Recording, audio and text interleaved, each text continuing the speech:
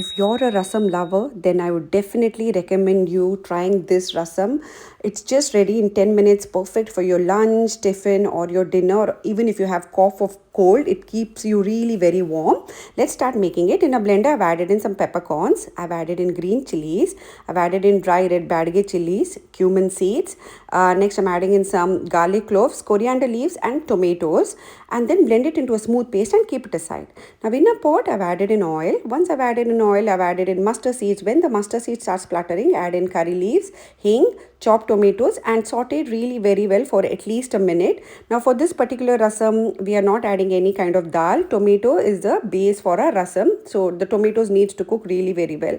Once the tomatoes are added and sauteed for a minute, I've added in tamarind water and then again saute really very well.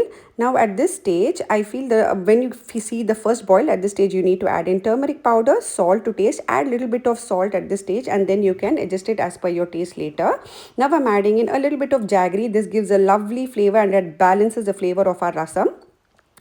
Now mix it really very well. The tomatoes needs to cook really very well with the jaggery, the tamarind water. As I said, the tomato is the base. It needs to cook really very well.